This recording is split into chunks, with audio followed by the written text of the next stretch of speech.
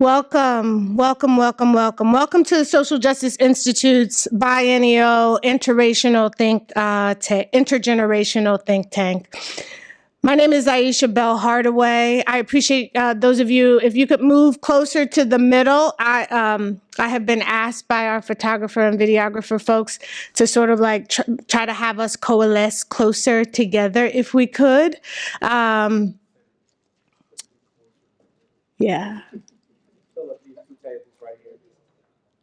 Awesome. Thank you. Thank you. Thank you. My name is Ayesha Hardaway, as I said. And in addition to my role as a faculty member at the law school, I'm honored to serve as SJI's director. Thank you for making the decision to spend your time with us today. I know there are a lot of places folks could be. I do believe you're in for a treat, so thank you for being with us. Let me say at the outset, there are a few housekeeping things that I will do. And as other people come later in the day, if you're still here, if you could help give them some little housekeeping tips for me along the way, that would be great. If there are programs, printed programs, if you are inclined to save paper and the like, we also have a QR code for the program that you could download on your device. A few people have asked about the wireless. There's a case guest Wi-Fi access that you can use if you are not affiliated with the university.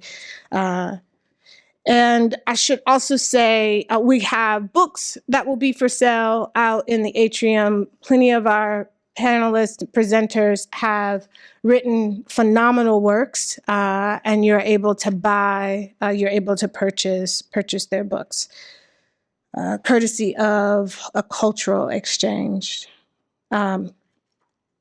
And I want to also thank our co-sponsors. We have many co-sponsors who were generous with their financial support, making this convening possible so that we can keep it free and open to the public with food and the like.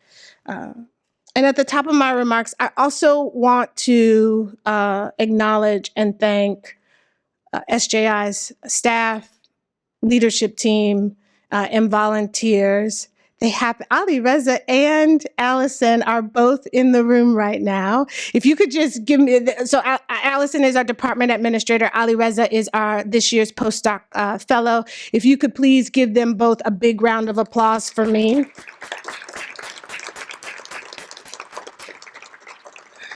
We've been at this now for 3 days, and it doesn't happen without them. So I'm really very grateful to you both. Thank you. This year marks my 4th year in leadership at SJI, but for nearly a decade, SJI has been an intellectual home for me. I came to the law school not really sure where my place was among my colleagues there, and fortunately, SJI existed across campus under the direction of its inaugural founder, Dr. Rhonda Williams. This beautiful artwork that we have on our cover is actually a piece, a painting of Dr. Rhonda's, and she generously allowed us to use it for this year's booklet. So her gifts continue to rebound in this work.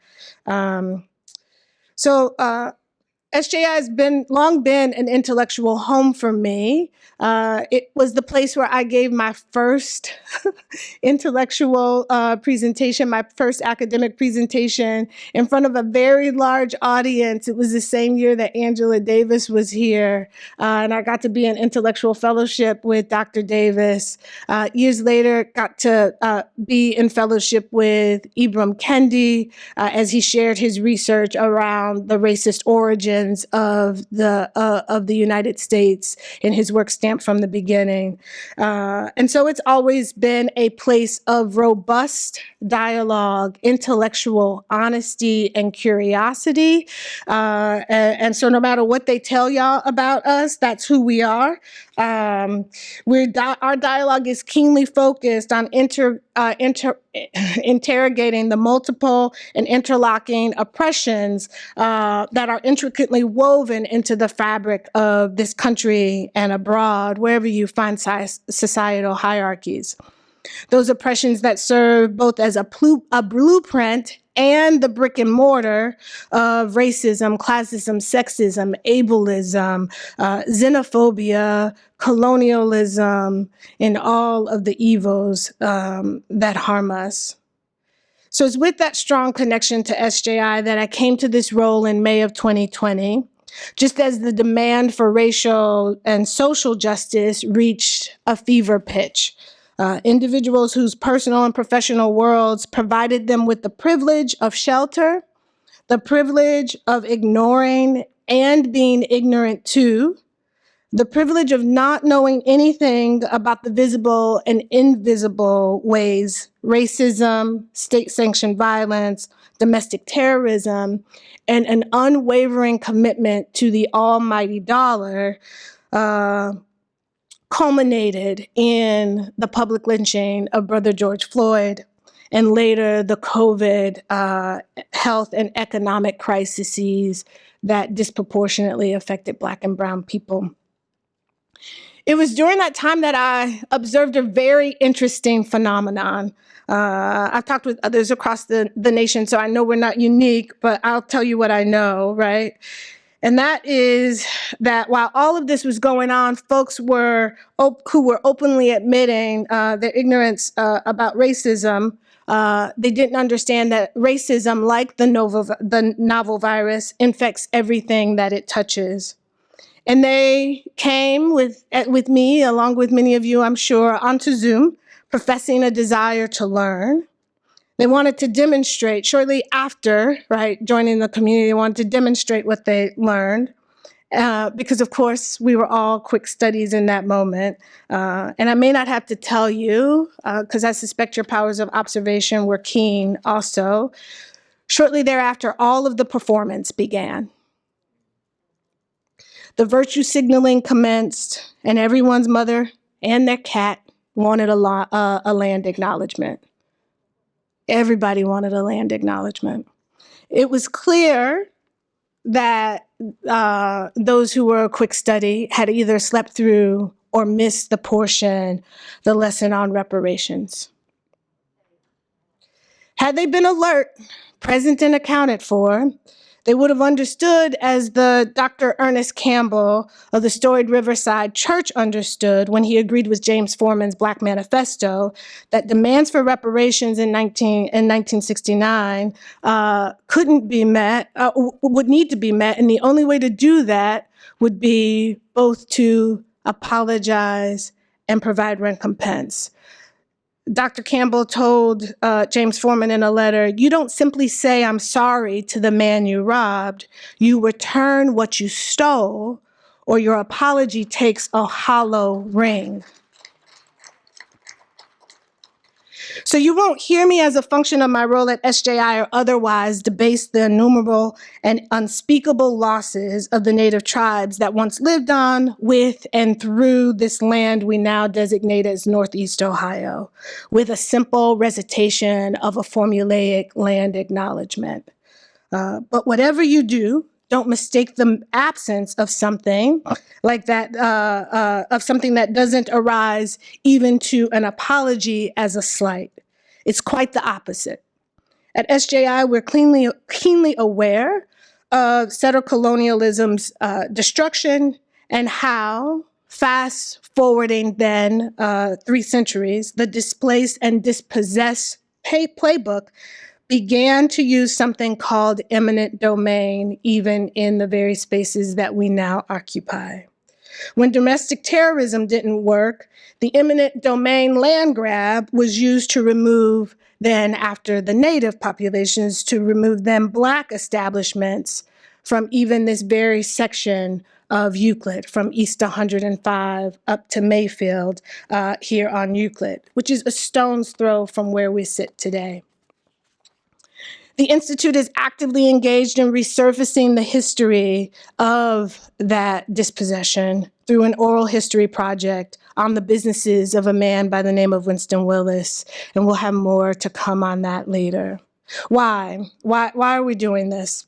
Because we understand that this work is critically important. If I hadn't braced myself for the current rejection of racial and social justice repression, the backlash that followed from 2020's infatuation, I'd literally have whiplash right now. Not only are the politicians actively working to fortify a whitewashing of America through book bans, teacher firings, the criminalization of protest, and more, governmental and institutional leaders and their supporters are actively choosing to use repressive tactics to intimidate, alienate, punish, endanger, silence those who have the audacity to voice anti-apartheid and anti-war sentiments. Leaders are leading with values different than the ones that they profess to possess. And quite frankly, I'm tired of them playing in my face. And that's why today's convening is so important for this moment within the larger movement. As the purveyors of violence and the masters of gaslighting do everything they can to keep their foots on the necks of others, this convening provides a space for us to build coalitions to carry forward the work. Our panelists today are going to help us dig into the work as they share their research, their insights, their wisdom in the larger context of the movement for social justice, helping us remember what our eyes cannot see, find ways to do for ourselves what the laws will not do, and to find beauty through pain and promise of the struggle. I'm honored to have our guests with us. And with that, please allow me to introduce the moderator of our first panel, and I'll ask you to introduce the panelists.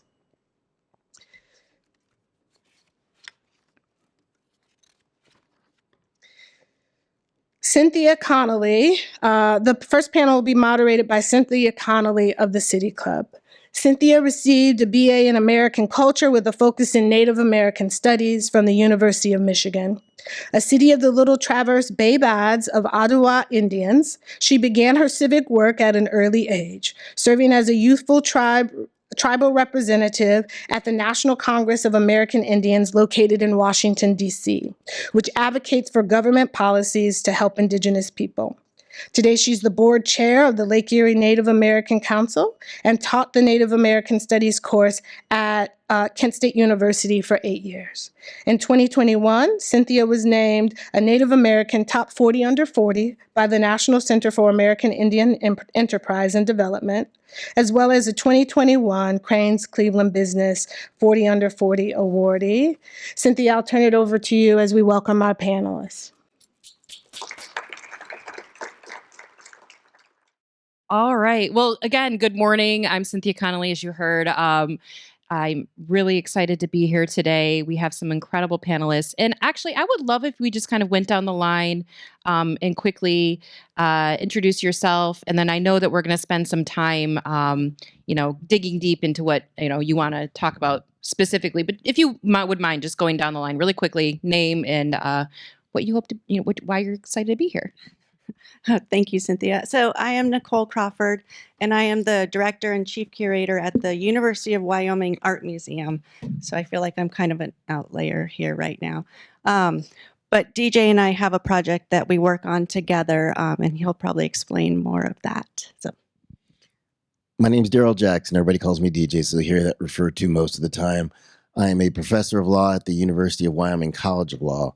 And as Nicole mentioned, we have a unique partnership that got created in 2017. And so anytime we're able to talk about the work, we call it Stealing Culture. Anytime we're able to talk about the work, we're excited to be in a location that's dealing with that topic. Thank you.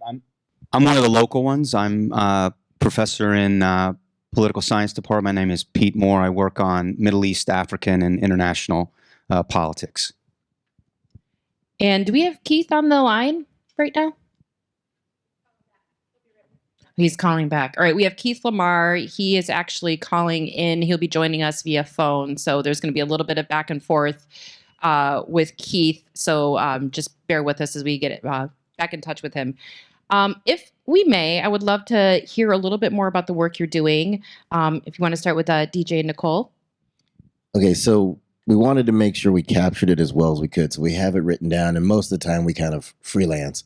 But I do want to read exactly kind of how we laid it out because it captured a broader spectrum of what we do. Stealing Culture is a collaborative, albeit unique project between a law professor and a museum professional that specializes in guiding organizations, institutions, museums, and collectors to reimagine their approaches to ethnographic objects. Through assessment, analysis, and strategic planning, we combine theoretical, philosophical, and practical approaches drawn from law and museum studies. We actively collaborate with communities, conduct research, publish, and host cultural workshops, all aimed at fostering cross-cultural connections and spearheading repatriation initiatives. Our work delves into the criminal, ethical, and cultural implications associated with the acquisition, possession, return, and display of ethnographic objects. Ultimately, we strive to highlight the role these cultural objects play in shaping shared human experiences, emphasizing the interconnectedness of individuals and communities. That's kind of our introductory paragraph. It hopefully helps explain generally in a larger context what we do. You want to read the last part, or do you want to go on the stories? Well, I think the last part is the stories. Okay. See, this is what we do. We argue a lot when Most of the time. So you want to talk about that one first? So there's a couple projects that we have worked on, and so one is the story of Chief Yellowcalf's headdress. So in offsite storage in the British Museum, there's a Native American headdress. It's Northern Arapaho, and it belongs to Chief Yellowcalf. He was the last chief of the Arapaho. It's been there for nearly a century. It is preserved in ideal conditions, but it is stripped of all its cultural meaning in offsite storage. It's reduced to its material components. If you look at it on its website, it's listed as feathers, leather, beads. So in 2022, we led a study abroad course, and one of our students discovered the headdress belonged to her great-grandfather. So we arranged for her to visit it, and when she did, she engaged with the headdress in a really deeply personal and ritualistic way. She offered it sage, she spoke to it in Arapaho language, and she refrained from touching it out of respect for cultural taboos. So this interaction really revealed how the headdress was seen by the museum as a mere artifact, held this really profound cultural meaning and spiritual meaning for her. And so it made us question, does preserving an object in a museum for future generations do it justice to its heritage, or is its true preservation found in returning it to its community? And then the second short story we'll tell real quick is an introduction to ourselves. How many of you all are law professors? I got a few out here. All right, so I just had the conversation that kind of bleeds into this 2 or 3 days ago with another law professor who does international law. And for those of you that have been to what we call AALS, the Association of American Law Schools, his big beef with the AALS was all they want to focus on international law is Europe. And he wants to do more with Africa. So what we've been doing is, in large part, and that's why he and I had this discussion, we've been working with Africa. We just got back from Kenya last summer, and much like the headdress, in this instance, it was something called the Gongo. Have any of you ever heard of the Gongo before? Okay, so what we would probably call them in a more Eurocentric vernacular is a grave marker. They're about yay tall. They can vary in size and about yay wide or so. And a couple decades ago, European Americans were using these as collection items. And so folks would go into other people's properties to take these grave markers. Again, they're not grave markers. They're meant to be the actual spirit of the individual who died that remains on the property through this piece. So it is the personification of the person. But as often happens, these became collectibles for others. And so they were being taken from literally other people's property, brought to a variety of places in Europe and America, collected, sometimes never even actually taken possession of, and then donated to museums, usually for some kind of tax write-off.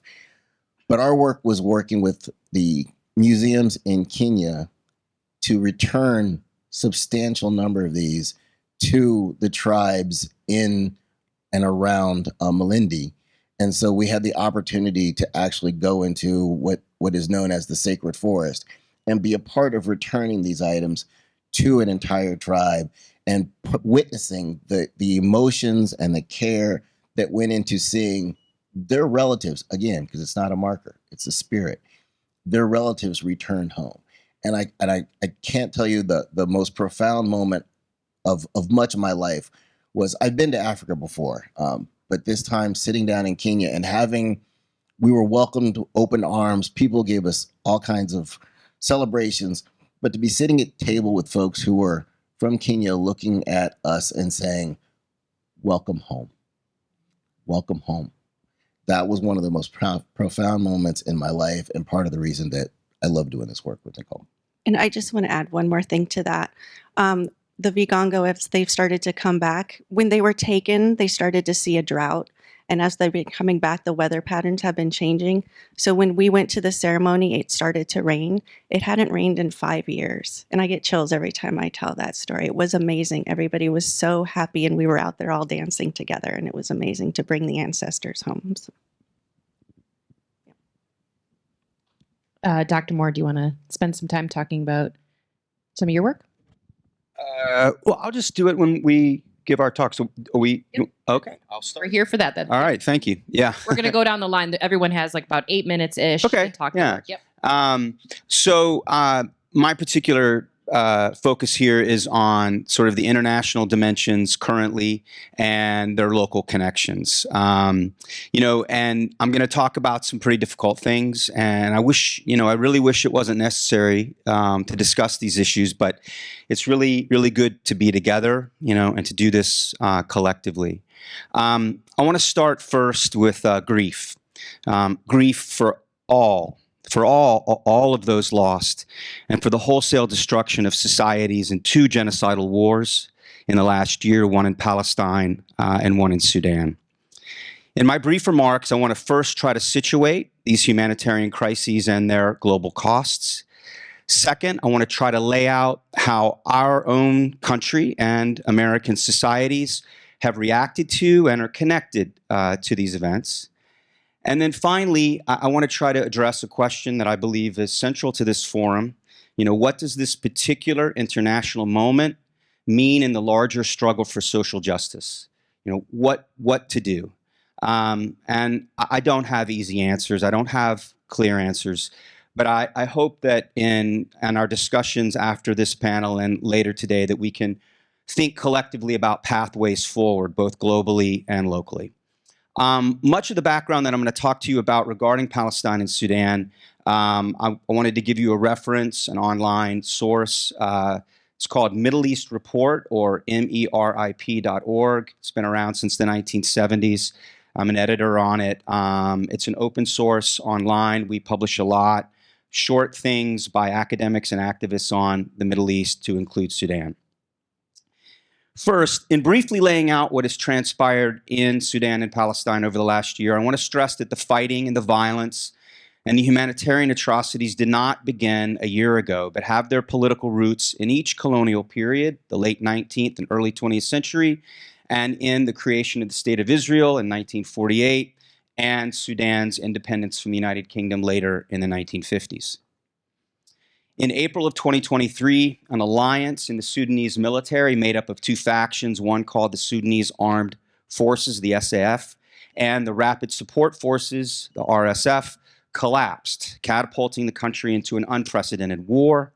The fighting and violence initially began around the capital of Khartoum, but it quickly spread to other parts of Sudan, to include Darfur, Port Sudan, and the Jazeera rural areas. The nature of the fighting, spanning both rural and urban settings, and its scale has led to a severe humanitarian crisis, the greatest in Sudanese history. As many as 9 million Sudanese have fled, more than 1 million across their country's borders to neighboring countries like Chad. Multiple human rights organizations have reported systematic ethnic cleansing in Khartoum and Darfur, and have evidenced the systematic targeting of thousands of civilians, villages, and health facilities. The country's Darfur region, you may remember, has been a site of a previous genocidal war led at that time by the Rapid Support Forces. This crisis in Sudan has been compounded by food insecurity affecting 60% of the population, as fighting has disrupted agricultural production, and the two combatants have actively and openly cut off food, water, and medicine to rival areas. The World Food Program recently warned that the country is facing the world's largest hunger crisis. In October 23, the Palestinian militant organization Hamas launched a brutal attack on Israeli military and civilian sites around the besieged Gaza Strip, killing or capturing over 1,300 Israeli civilians and military personnel. In the last year, in response, the government of Israel has launched a devastating genocidal war on the entire Gaza Strip, resulting in the greatest humanitarian crisis the world has seen in the 21st century, even outstripping the Saudi Emirati intervention in Yemen. This has displaced the entire population of Gaza multiple times, directly killing well over 40,000 Palestinians, most of them civilians. Medical officials estimate that the actual casualty, the actual death rate, is over 100,000 because of systematic Israeli targeting of medical, social, and educational support institutions. The magnitude of atrocities committed against children is extraordinary in recent world history. Gaza is the fastest militarized killing of civilians since the Rwandan genocide in 1994. 2, how has the US government and, more importantly, parts of American society responded and been connected to these catastrophes? In Sudan, American support for the killing can be best described as indirect, passive, in that two of the United States' most important military allies in the Middle East, Egypt and the United Arab Emirates, have both financially and with weapons supported the rapid support forces, and in multiple instances have stopped efforts at ceasefire or access for greater humanitarian support to the civilians of Sudan. In Israel and Palestine, despite the rhetoric of the Biden administration, the US government has materially and politically supported Israeli violence. Unfortunately, this war and this genocide is American policy. And unfortunately, it's given Israel the impunity to now spread this war to Lebanon, and as many of you have read in the newspaper today, attacks on Iran. Against this inhumane policy, how did the allies of social justice respond? Historically, the response we saw across campuses in this country represent the most significant and the greatest protests since the Vietnam War. In North America, Europe, Asia, and Africa, we witnessed civilian protests, the most significant anti-war protests that we've seen globally since the US invasion of Iraq. On this campus, at Oberlin and Baldwin-Wallace and Kent State and Cleveland State, students peacefully and loudly protested their government's support of genocide. Community members from many parts of the Cleveland community, not just Muslim and Arabs, but a broad cross-section of parts of the community, came to this campus and came to other campuses and amplified their student voices. I've never seen anything like it in my 20 years at Case. On this campus, I would argue that the students were leading the rest of us. Third, what does this particular international moment mean in the larger struggle for social justice globally and locally? What can we do? Again, I don't have a clear roadmap, but I would emphasize that any movements for social justice must be clear-eyed about the politics that we face. If you've got rose-colored glasses on, take them off. Meaning we must be realistic about the powers, the elites, and the social institutions, both locally and nationally, that have tacitly supported Israeli policy and do not want free speech, do not want open discussion about any of these issues. As a faculty member on this campus, I can tell you that what we're doing right now is transgressive. The attack on free speech and on academic freedom on this campus and across the country far outstrips anything in recent American history.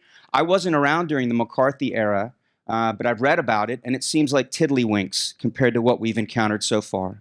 Let me give you an example. Consider how community and university leaders in our community and nationally engaged and amplified the humanitarian crisis around Russia's invasion of Ukraine.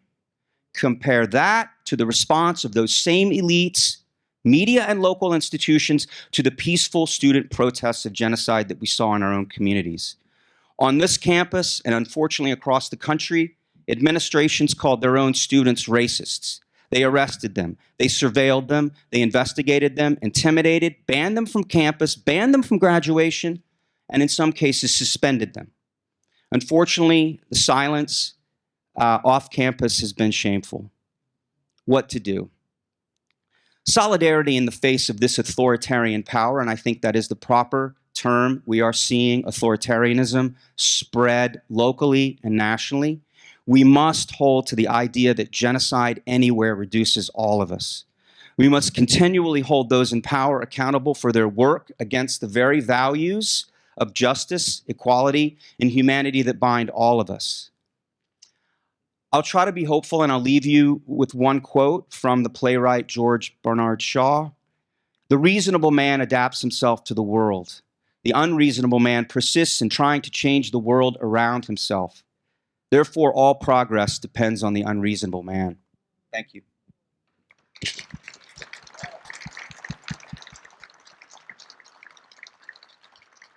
Dr. Moore, that was amazing. I think we have Keith on the line now. Keith, are you there? Yes, I'm Coming. Got a little feedback.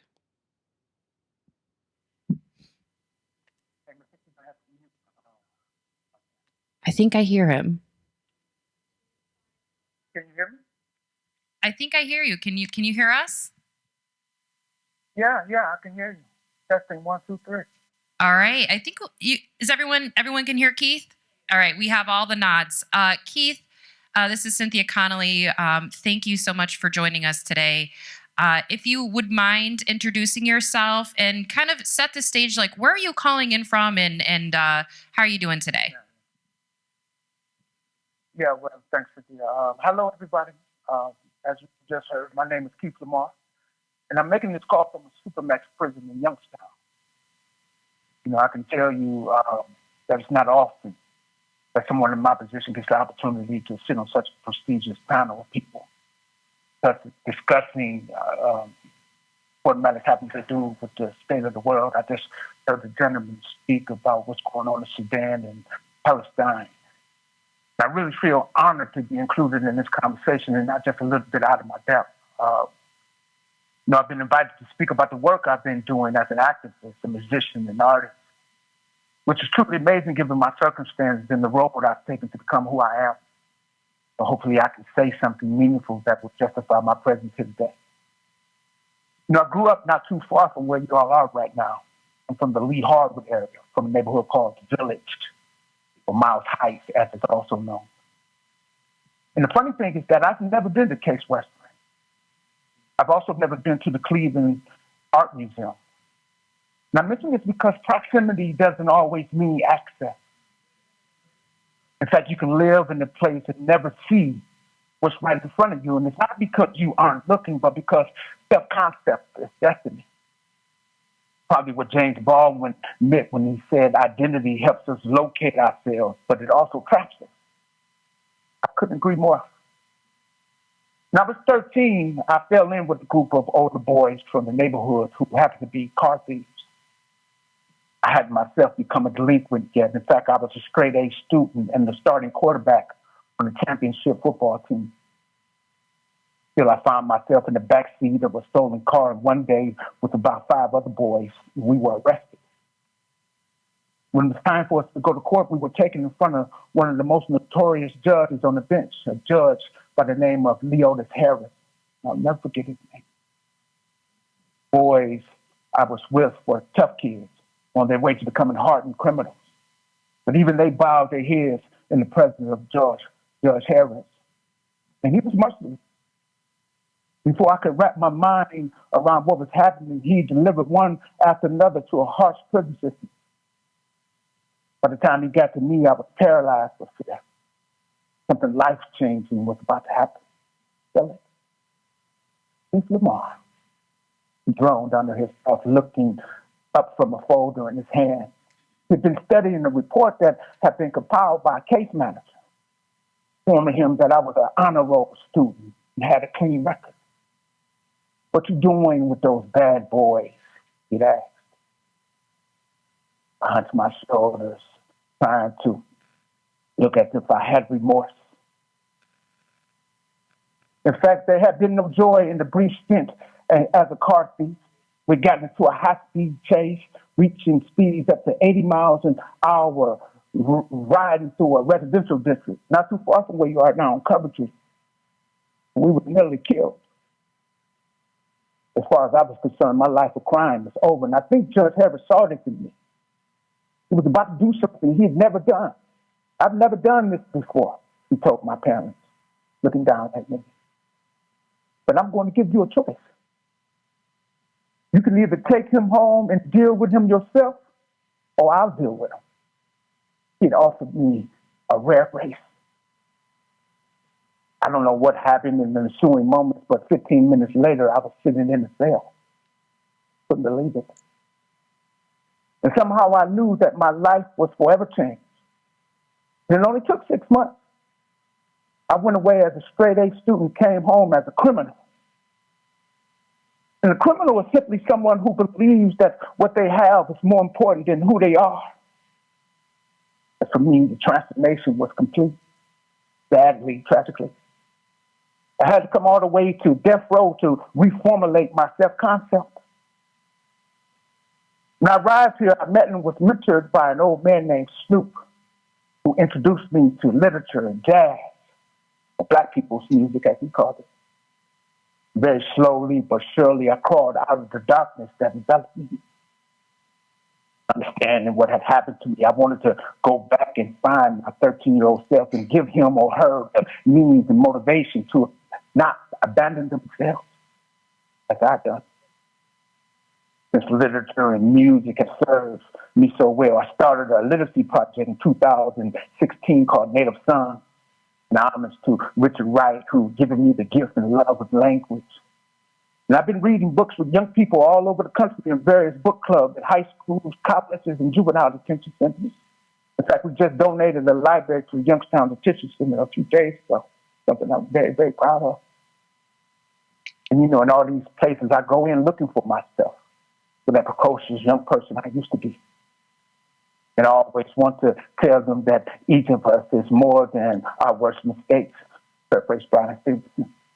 Young people need to hear that they can do and be more than their circumstances, whatever they may be. A few years ago during the pandemic, I was reading Their Eyes Were Watching God by Zora Neale Hurston with a group of high school students in Cincinnati. For some reason, one of the young men let it slip the ending of the book. The group erupted spontaneously in pandemonium. They were very upset, and I understood. I appreciated their frustration. When things calmed down a bit, I explained to them that a lot of people are going to try to tell them the ending of their story. And in that way, try to persuade them to stop reading, to stop writing, or living their lives. You mustn't give way to this, I told them, or allow yourself to be discouraged. As long as that book is in your hands, your job is to keep turning the pages, keep reading. It's not the arrival at the end, but the getting there that matters. Needless to say, we finished the book, and I believe it was, in many ways, a life-altering experience for them.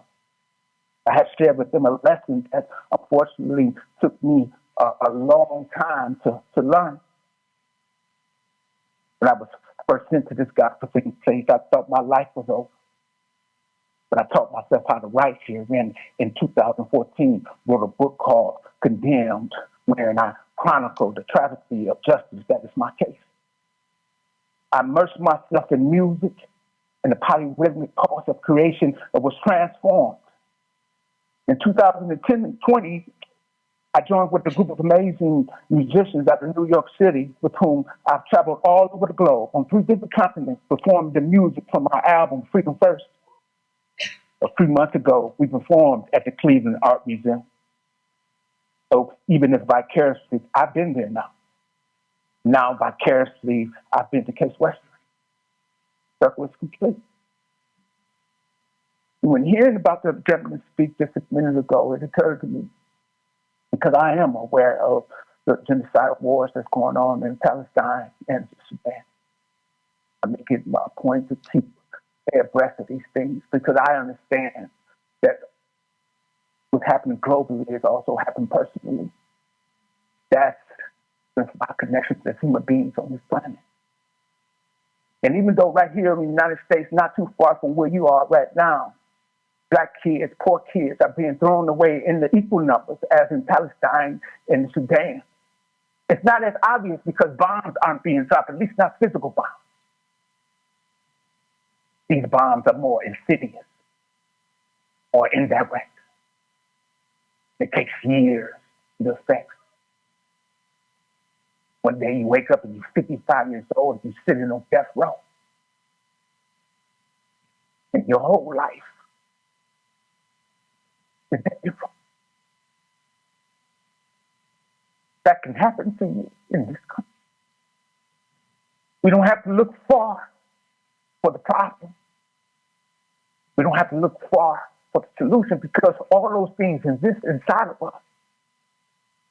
And I heard the gentleman say that a lot of people have been silenced, and I understand that silence, because to speak up, to stand out, there's consequences for that, real consequences.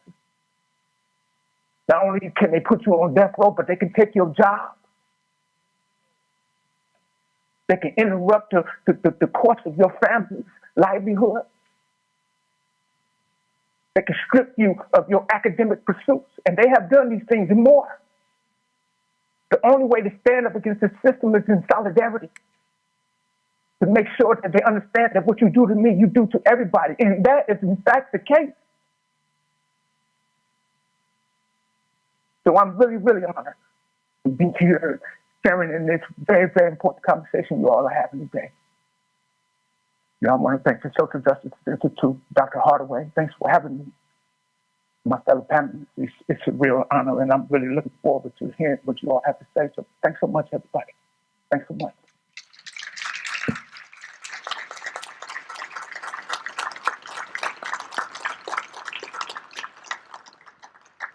Keith, I know you're joining us on the phone, but I just want to kind of paint the room for you. We have a very full room here, and like you could hear a pin drop as you spoke. That was really powerful. Thank you for sharing that story.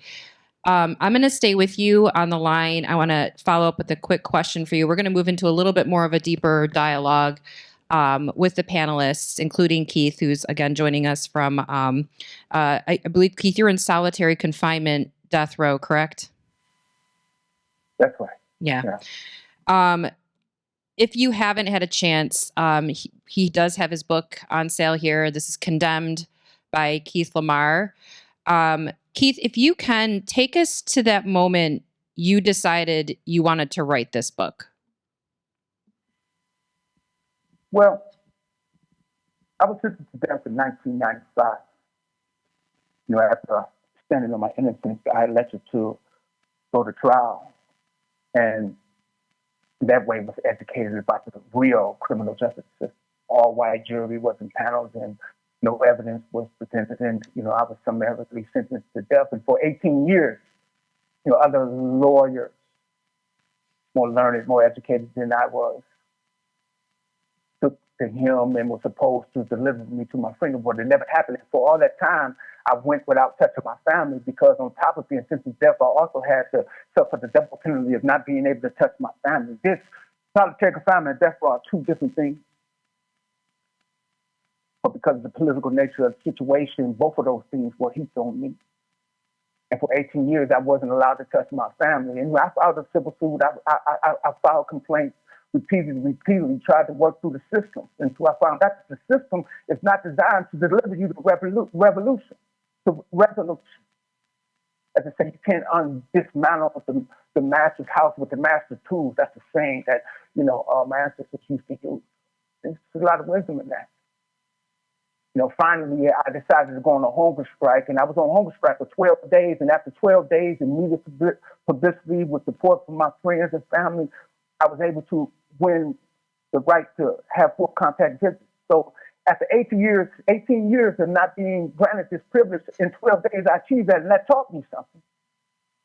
It told me that my being able to visit with my family was between me and my family, and it depended on how far we were willing to go. It's the same thing with society. It's not on the president, it's not on the prime minister to do something about what's going on. That is entirely up to us. We need to understand that. And so in that moment, I decided to take control of the narrative, to utilize my agency. And so I wrote the book, Condemned. That book is now published in 4 different languages. And not only is that book published in 4 different languages, the work I've been doing with young people through my literacy project resulted in me acquiring real attorneys who are not beholden to the state. I am now represented by one of the most prestigious law firms in the country, in the world, in fact.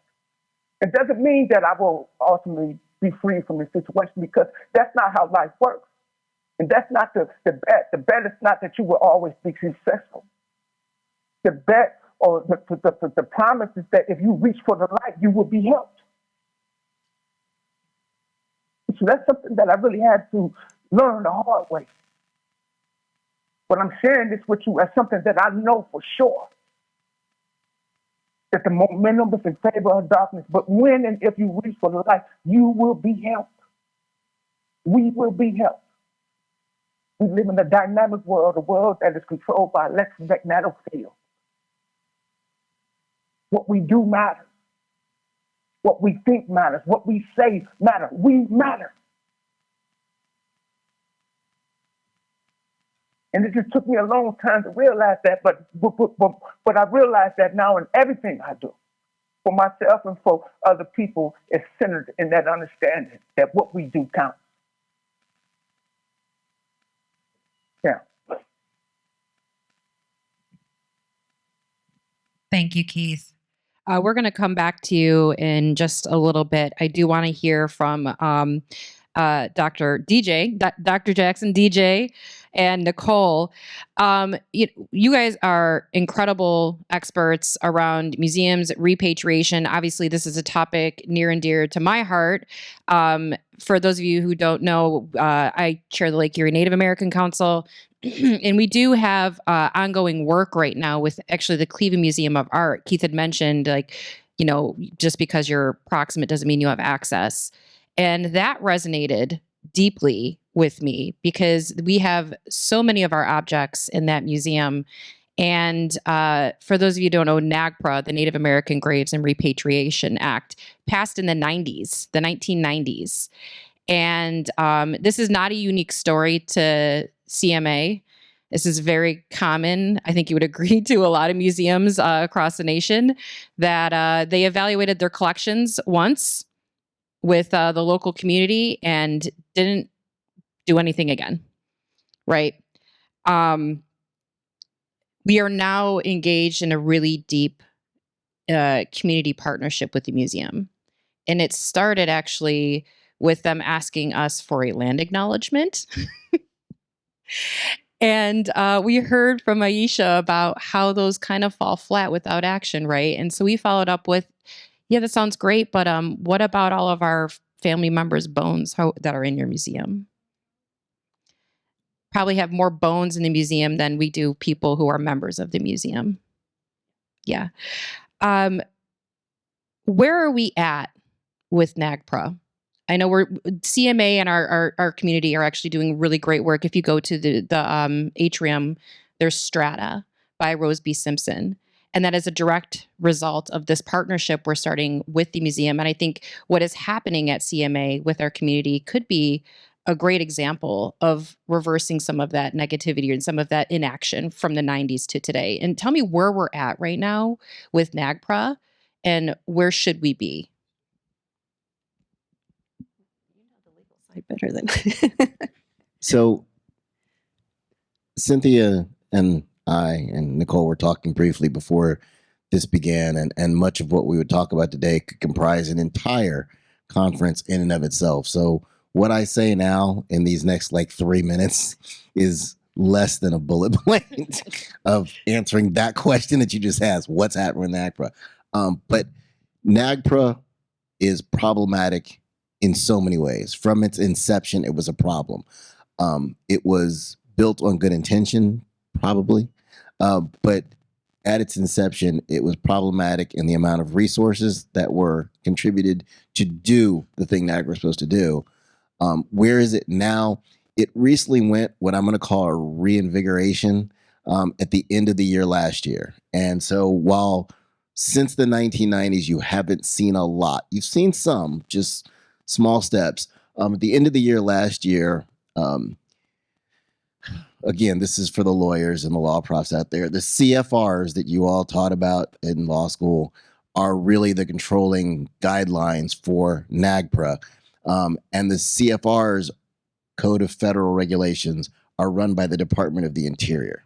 And the Department of the Interior went and broadcast new NAGPRA protocols at the end of the year last year, which, again, since it had been going on for since 1990, everybody was pretty much, we got this. Don't worry about it. It's all good. Nothing's going to happen. They put out these new protocols and everybody freaked out because they're like, oh my God, they're actually paying attention to NAGPRA. So many museums, and we got to witness this, I don't know how many you saw, went from one day that 1990 display of indigenous peoples to a big sheet of brown paper. And that happened at CMA, actually. There was a lot of news around them covering up some of their items, right? Yep. And it's worth noting, too, NAGPRA, you said it was, they actually started putting some teeth on this law. And what is different about the Department of Interior today versus in the 90s? We have the first Native American woman, Deb Haaland, running the Department of Interior, right? So there's something about having people in positions of power to get things done. As Keith is saying, Keith's statements is what I was writing down as we were talking. And I want to connect Keith's statements to that because it's important to have the people in the place. And we talked about President Biden's statements and we talked about who's in the interior. But what I wanted to say in the few minutes, because I know we've got a lot we're trying to cover, is don't wait for the people to be in the place, right? Like Keith kept saying, I love when Keith said this, and I was writing it down, and he wrote, it's not up to the president, it's not up to the prime minister, it's up to us, we matter. And I think that's one of the biggest takeaways I have, again, with this lesson of bullet, from the work that we've been doing. Because when we started this in 2017, the idea of NAGPRA having teeth, the idea of the British Museum returning the Parthenon marbles or the Benin bronzes, all of that was laughable. Never going to happen. Why are you wasting your time and energy? Like, it just wasn't even the dialect. But it's we. It's the collective international we that put pressure on the British Museum. It's the collective international we that started going to museums and saying, why are you displaying peoples in this way through a story that isn't their own? It's the collective we that's causing this change in NAGPRA. It's the collective we that's causing the British Museum to have to reframe all of this. So I was loving when Keith kept saying, we matter and it's up to us to make the change. We can't wait for them. Ideally, yes, there will be more people in positions of power, but it's the we all in the room and the we that are part of the social justice movement that make this happen. And I'll add too, what a lot of what we do is change the terminology. So instead of saying there are bones or human remains, calling them ancestors, right? That's a big part of this. There are ancestors sitting across the street, right? That changes how you think about this.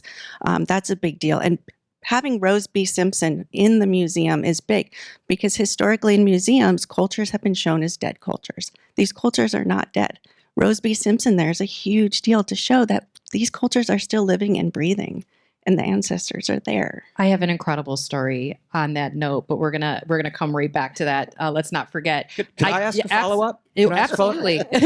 So one of the things internationally that's always at work is this idea that if objects at our museum or any North American or European museum is returned to the global South, these artifacts will be destroyed. They won't be treated well. Can you address that sort of, and it's a very pernicious view, and it still works in a lot of different ways in a lot of different communities and things. Well, I can give you an example of that. So the Vigango that it's still in the process of returning. We had 12 in our museum collection. When I started the process, I went to the provost, who's my boss, and said, I want to return these and ancestors, right? And he said, well, are they going to take care of them? And I said, it doesn't matter. They're theirs. They were looted. I can prove to you that they were looted. And he was like, well, I'm not sure. So it's changing that conversation. They built a whole museum in Benin to hold the Benin bronzes, and it's waiting for them. Right. Yeah, and it's funny. Like, why is it that parts African countries can't take care of these things, but the Greeks can, and the Italians can, and the British can, and then we find out that officials at the British Museum were selling these things off, for their own profit. But yeah, I appreciate that. So actually, Dr. Moore, if I can, stay with you for a quick second, in your work, and this is, I think we all read headlines and we all are very aware of a lot of the conflicts that are happening around the world. But American culture, the American news cycle, I would even say the global news cycle is fast. I remember in the 2010s hearing all about Syria, learning about Afghanistan, Iraq. We hit the news cycle, we hear all about the atrocities happening, and then we move on. So many conflicts across the country. The victims get the spotlight, communities, cultures, people, country get the spotlight, and then we're on to the next thing. What do we lose, particularly here in our communities, when we forget about those victims? Yeah, I don't know if it's a politics of forgetting, right? I mean, what do you mean by forgetting? Like it's something that passes, you no longer think about it? Lest we forget. Yeah, I don't know if it's a politics of forgetting. I don't think that's maybe the right term. Because people don't forget. You just laid it out, right? And anyone in this audience can lay out these various crises. These are not forgotten. I think there's something else going on. What's going on? I don't know. I think part of it is fear, right? I think part of it is fear. I think we have to recognize that what I would call the political economy, or others would call capitalism, that we're in a city here that used to be a rich city. It's less rich now. And so one has to be very careful about upsetting different forms of capital that is necessary, unfortunately, for even, institutions that are supposed to be dedicated to something greater. So I think that's a particular difficulty that we see in this country. And I also think that, and this I can't put my finger on it because I think it has been changing rapidly over the last year. We're in the midst of a transition, and I don't know where it's going. But I think in terms of transitions, people feel insecure. And so that's not forgetting. That's something called, anthropologists call acting as if. We know, right? We know what Biden says if we're talking about Palestine. We know what Harris says about it, but we're going to act a different way, right? I'm not saying that people can't have an issue that they think is more important, right? But I think that there is a lot of acting as if we know what's going on, right?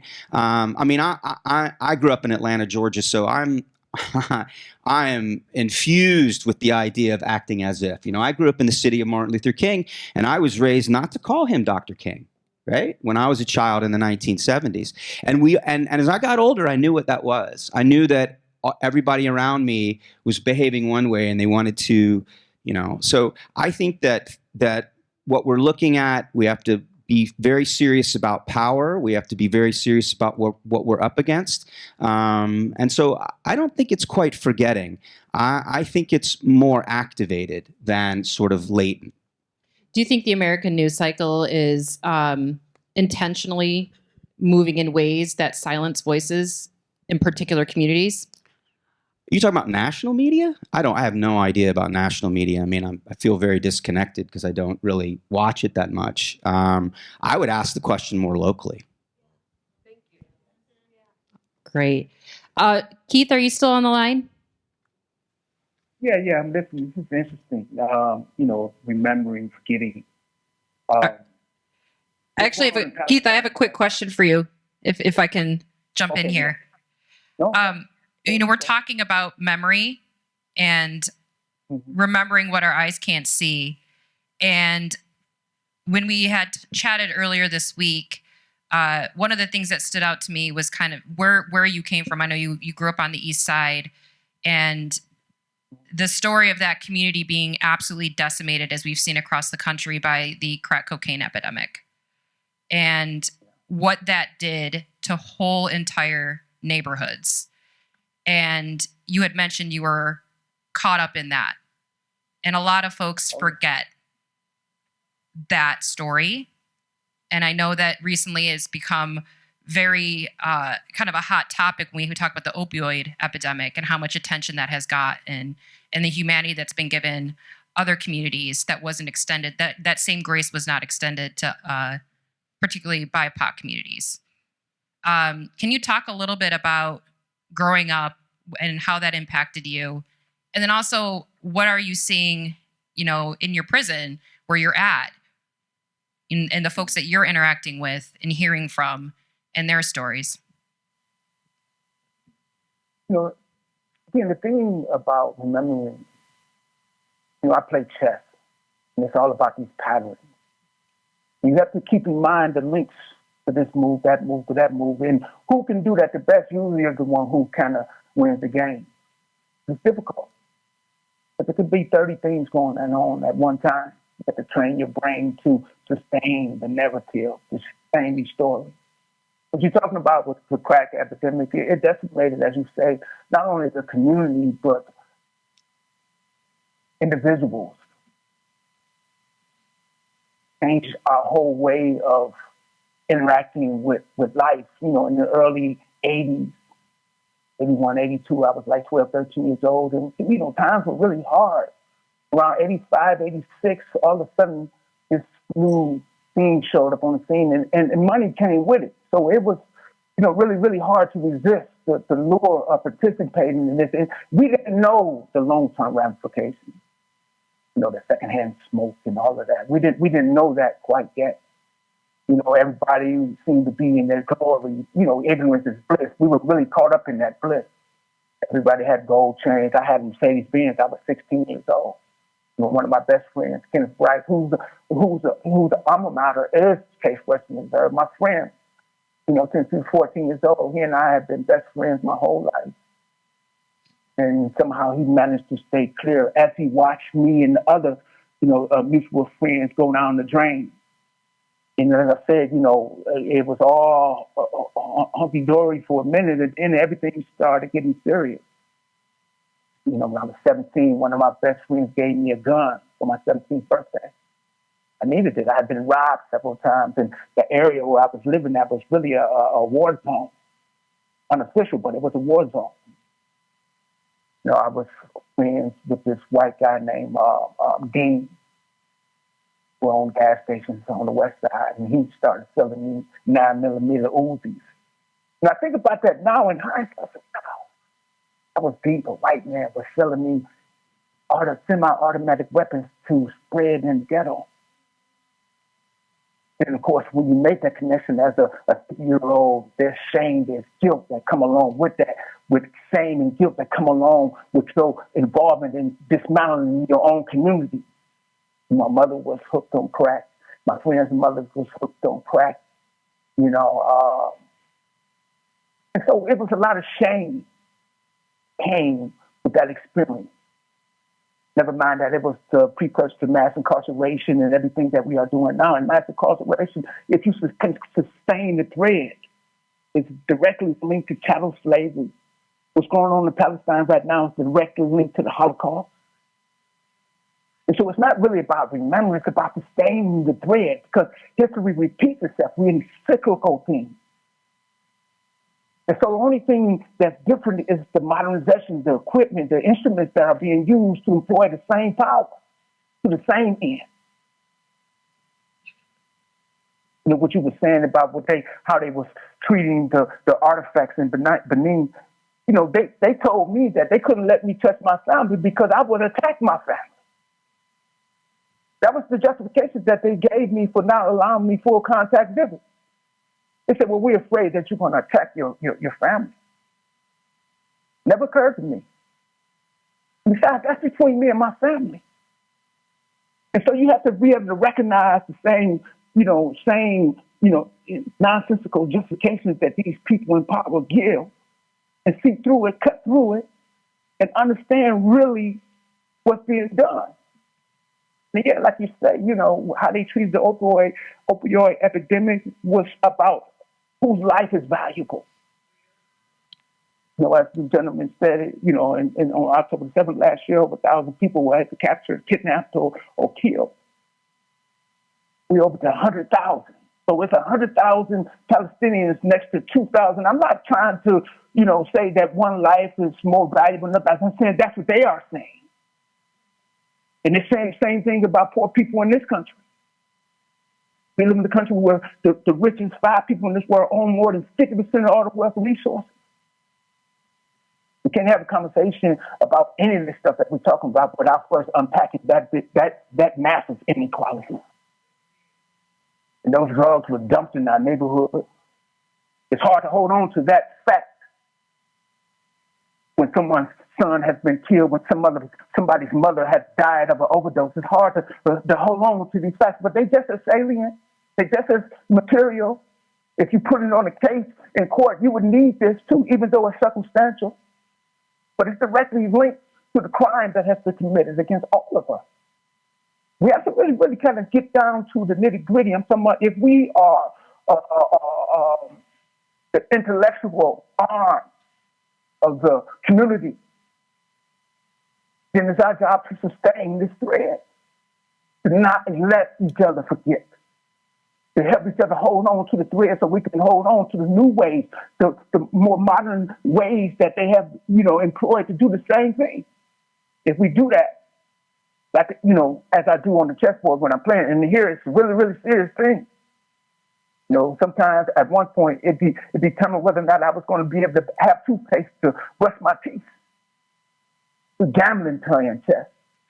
And gambling playing chess is really what taught me how to manage my emotions, how to, sustain my calm, how to breathe. Because a lot of this stuff is really, really high intensity. It's really, really frightening to be a human being.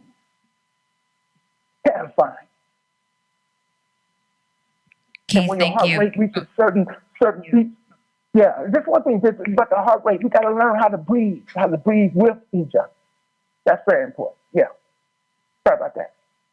Oh no, you're absolutely fine. Thank you so much for that. I do want to do a quick check with Ayesha how we're doing on time.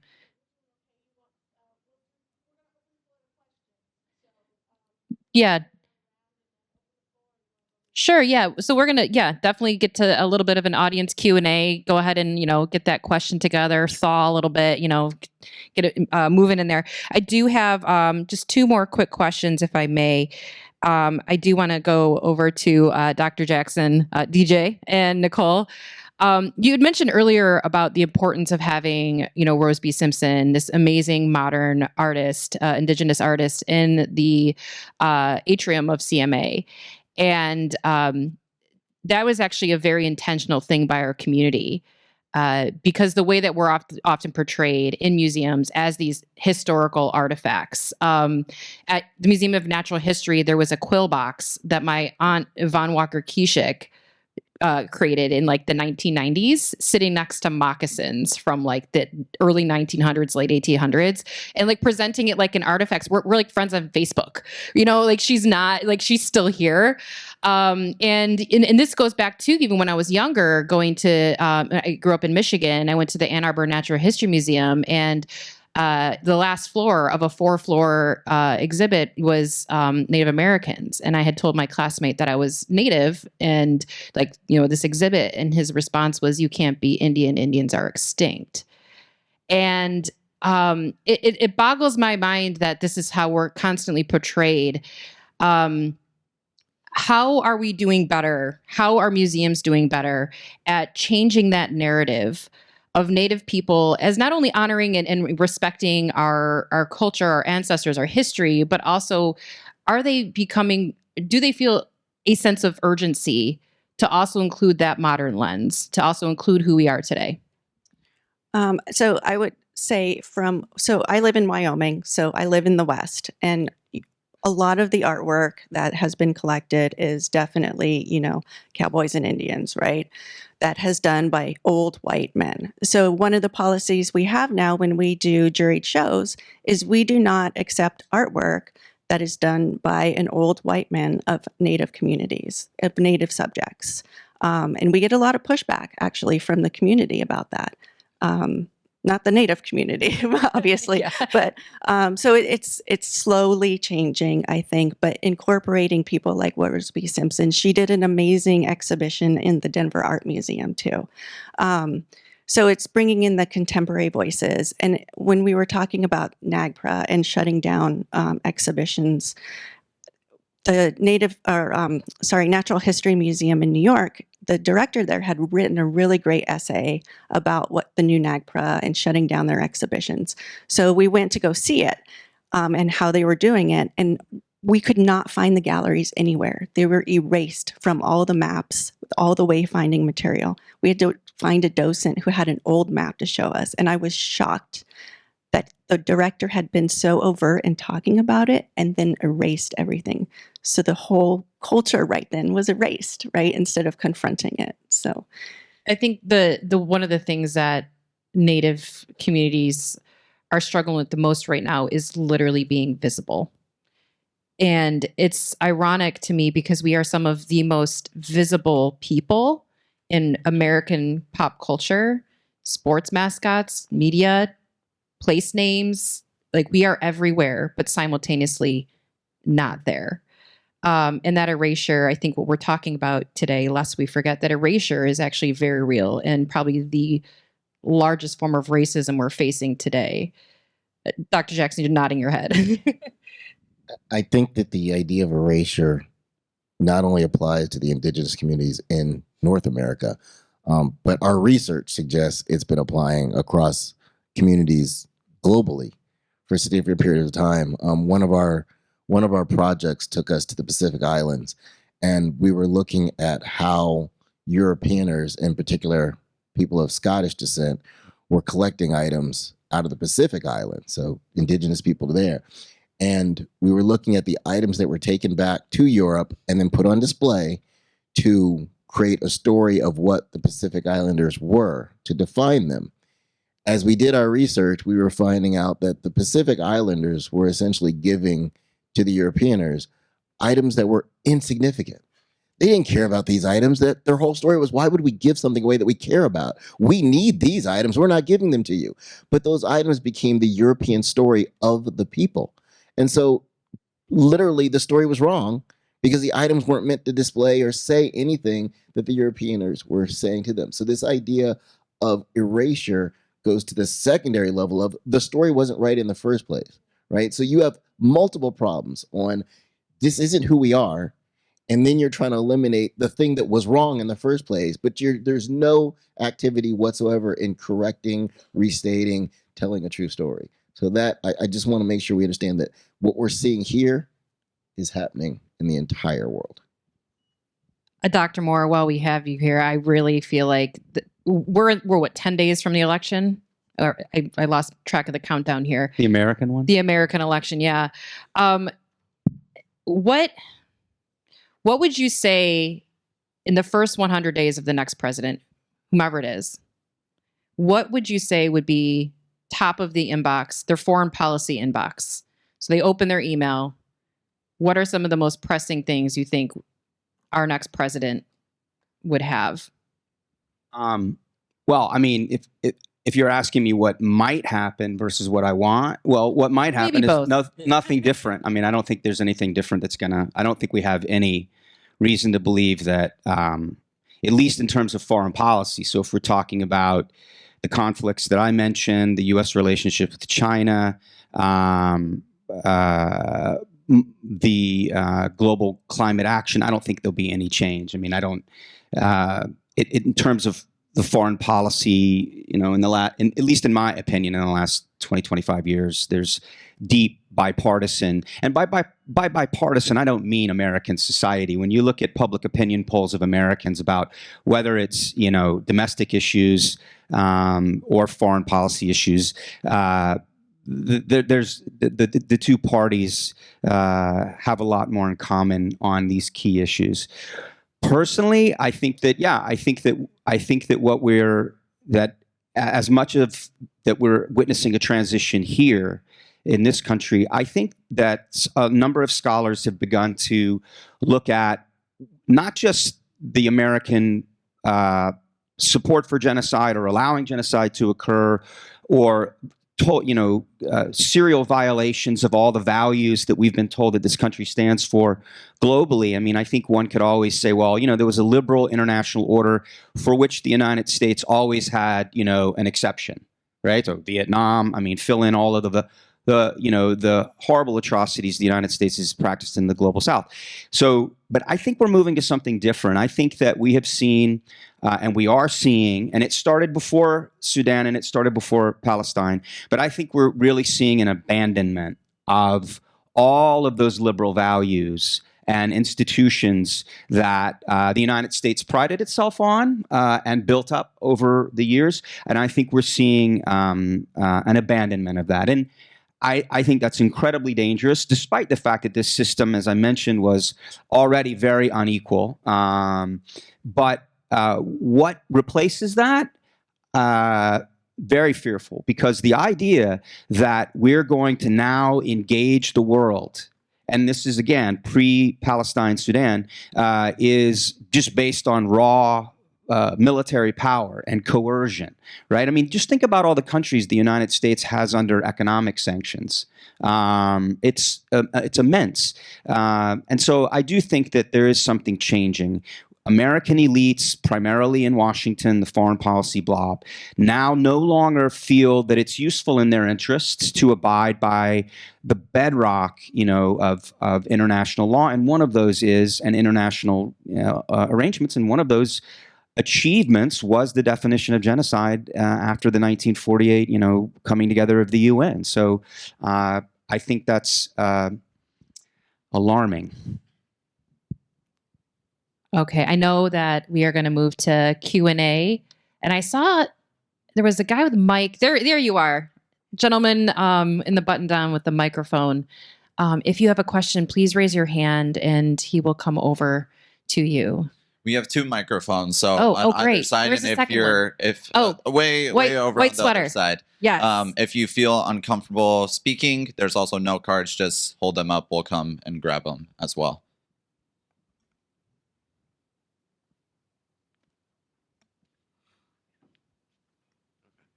Hi, I'm Lucine, a first year, and this is sort of a question to anyone on the panel, really.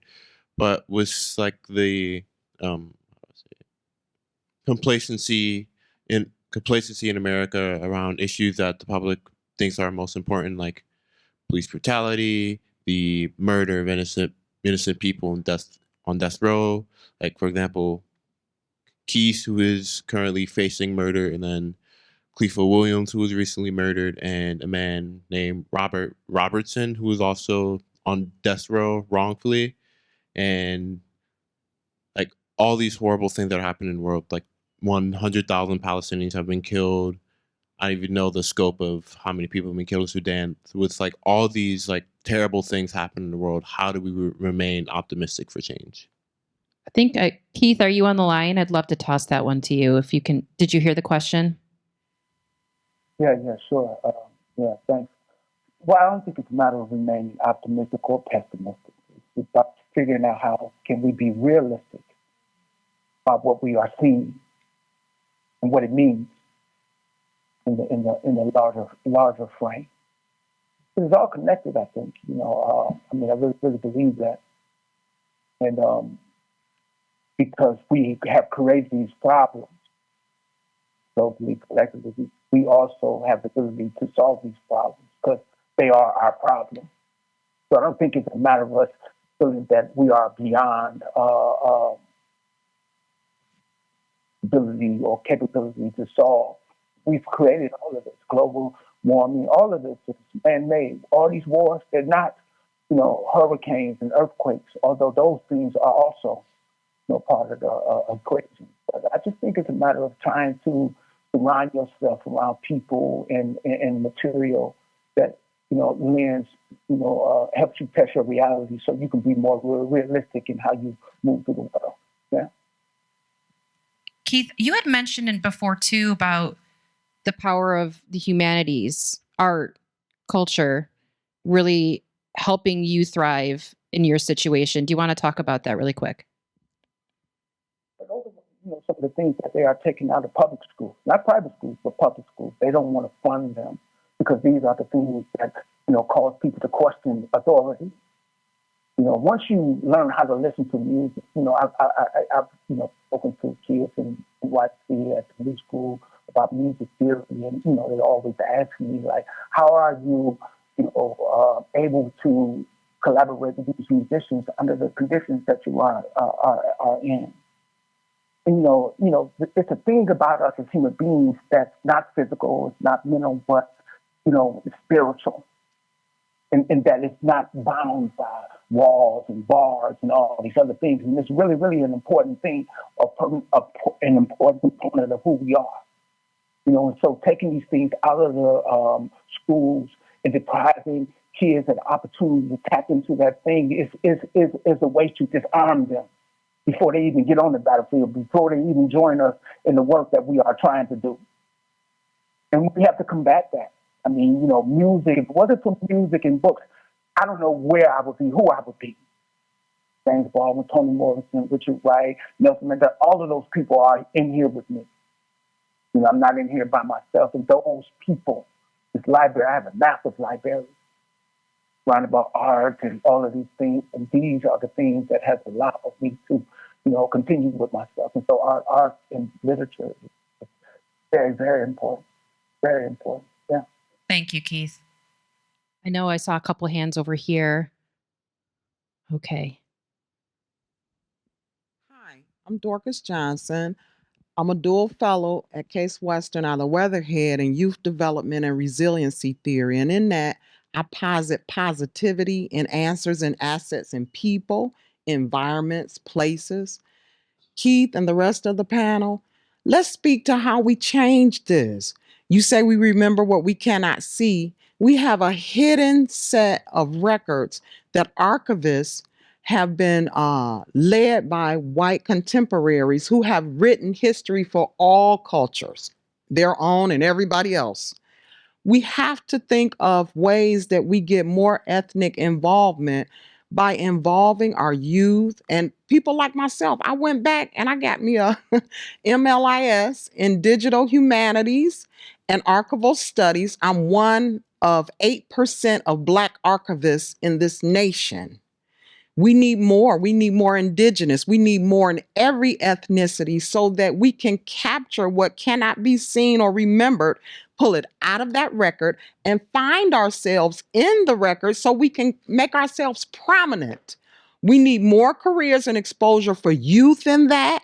And older people like myself, go back, get some learning, and contribute some kind of way to make your ethnicity and others respected, found, and originated in what we believe versus what someone has purported we are. What do you all think of that? And lastly, Keith, I just came out of an ALA conference, and the promotion there was the acceptance of the work group for global standards from Mandela for all prisons to have proper libraries with proper librarians, not people trying to learn on their own how to be a library, teaching them, preparing them for their futures. This is all part of an MLIS degree. You get to work in galleries, archives, museums, and libraries. That's a whole lot that you can do there to make change in the world. Dr. Jackson and Nicole, are you seeing an increase of Indigenous academics and anthropology, archival? I know NAGPRA, one of the things that I think maybe stalled some of the progress in the 90s is there weren't a lot of Indigenous peoples who were skilled in, I mean, we know who we are, right? But at the end of the day, they were looking for people who are anthropology majors, et cetera. Are we seeing an increase in that right now? In museums, definitely. In curators, we're seeing much more Indigenous curators, much more curators of color. And also we're changing the voices in museums and being more overt about whose voice it is. It's no longer you walk into a museum and you hear the voice of God when you read the text, right? It's this certain curator, and what we do is we put our bios up there so you know who I am, right? I'm a person who comes from New Mexico, and this is what I'm saying about this object. We worked with an Indigenous curator and had his bio, what he says about this object. So being really upfront about whose voice is being told, and a lot of museums are doing this now. So one of the things that we do is we ruin museums for people. So when you go to museums now, pay attention to, is it the voice of God that's there, or is it whose voice it is? And I think just to literally jump the next step on what Nicole just said, the definition of research is changing, because historically research was, it had to be old white men style research. So the kids you're talking about are researchers, right? And their data has as much relevancy, if not more, than that antiquated research that was considered real in the past. And so I think that's a big thing that we're seeing in museums and in all fields that claim to be empirical research based, is that research itself is changing by definition. Do we have another question?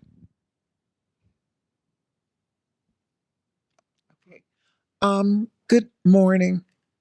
My question is very fundamental. When I come to these moments and we consider how we exist, the reality is always juxtaposed against what we have been taught and how we have been indoctrinated and brainwashed. And there is not a conversation along these lines that does not come back to capitalism and the way this country, this nation was organized in terms of, pillage and plunder and violence. So as we, the masses, talk about what the problems are and how we can unravel the fabric of what's going on, we are confronted with the owners who remain at the top of the plantation nation. And we talk about change, we talk about deconstructing things and disaggregating ourselves from the vestiges of colonialism. But my question is, can we achieve any of the things that the masses need ultimately without the violence of revolution?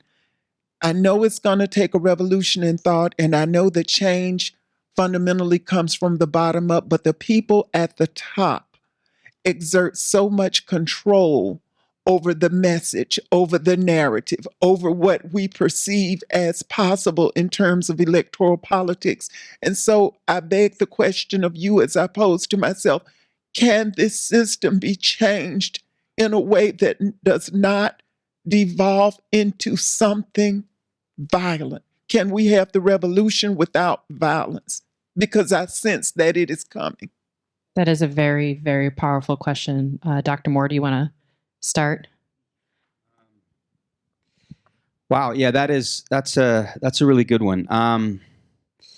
There are different kinds of revolutions, and if our focus is this country, I don't think that kind of classical form. If we're thinking French Revolution, if we're thinking Iran, 1979 or whatever, the kind of a social revolution, just the materialist in me says no. That's not where we are. We have to be realistic about where power is, who has it, and how they exercise it. However, I do think there is hope. I do think that there has been progress. In my own life, the city I grew up in has changed a lot. My view of the communities I grew up in changed a lot, and I'm not the only one. And I think, again, what I said about the students leading the faculty on this campus and leading the administrators was accurate. I do think that we have the makings of a generation that approaches politics in a much different way. So on the one hand, I think that there is hope, despite the fact that change is very slow. The sort of the Machiavellian political scientist in me would say, all right, let's be real specific about the targets we're going after. What are the pockets of undemocratic power in this country, locally and nationally? I mean, the Senate, the Supreme Court, the National Security Council, these are among the most undemocratic elements of our government, and yet they are the most consequential. So I would say that we need to, I think one of the problems we have in this country is the moment we're in right now, where we're looking at voting, and we're all obsessed about it, and we give a lot of press to it. But there's a good reason to believe that what we're doing is not at all democracy. It's an authority that we are giving elected representatives. And then in between that authority, where is the democracy? Because part of that capitalism and part of the authoritarianism that's operating in this country, the objective is to depoliticize, to take issues out of any kind of competitive debate. Take these issues out. These are non-political. And we're going to put them over here and we're going to call them technical issues, right? And I think that what social scientists call the anti-politics machine, it operates globally, but I think much of its origins are here. So we have to fight that. We have to fight this idea that we only get to vote for these people, and then in between, we just get to talk. We need other forms of direct democracy and pressure. Now, does that get messy? Does it make people in power uncomfortable when young people get to chant whatever they want? Yes, it does make them uncomfortable, right? It does. We can't, contentious politics is the way this country has always moved forward. Never forget, political leaders or people in positions of power never want to change the status quo. Never. Only till they're forced. My hometown never changed until it was forced to, right?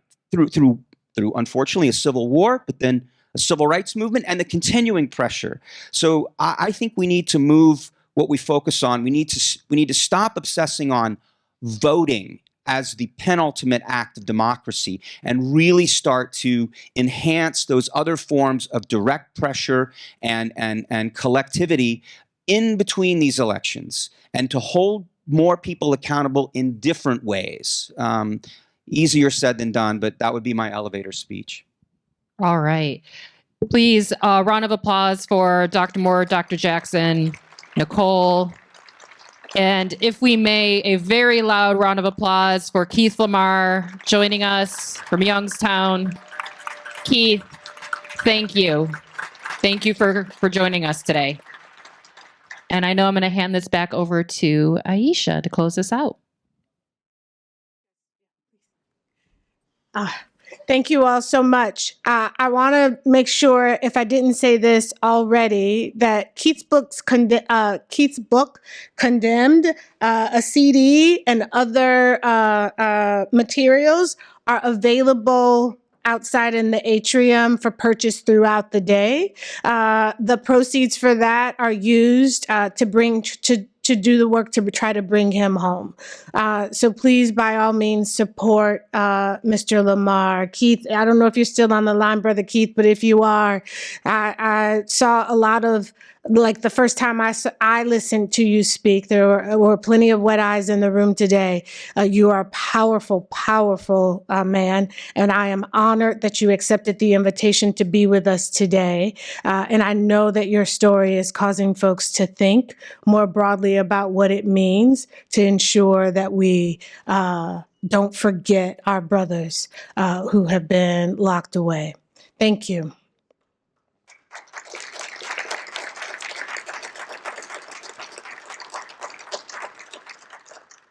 Our brothers and sisters. Okay. We have, you guys can stay or go or whatever you want to do. Okay. We have a video to play, and Allison might kill me. After the video, we're going to take a 5-minute break to prepare for the next panel so folks could refresh, use the bathroom, do what you need to do.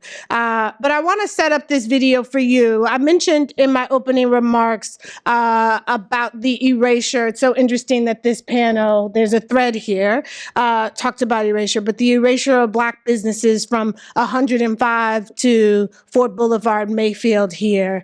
And we have the honor of a spoken word video that we're going to share in a moment, but it is about Winston Willis. And for those of you who are from Cleveland, you may or may not be familiar with Mr. Willis's businesses, but they were along this corridor, the Scrumpy Dump, the Jazz Temple, a bookstore, an adult bookstore, and some after hours club. I had to get it right. An after hours club. And we're currently doing an oral history project, interviewing folks to collect those memories so that they are not lost, and going to make them available digitally in an online platform. Yes. Thank you, Mark.